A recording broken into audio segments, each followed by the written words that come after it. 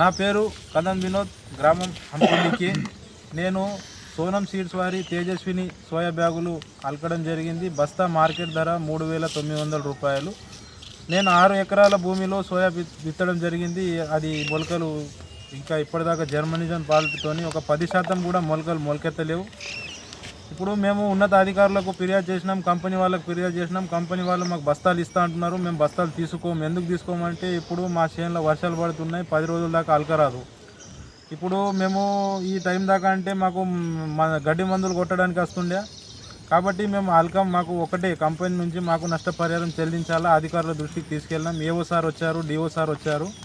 వాళ్ళు వచ్చి మీకు న్యాయం చేస్తా అంటున్నారు, కానీ ఇప్పటిదాకా చేసింది ఏం లేదు. దయచేసి మాకు రైతులకు న్యాయం చేయండి.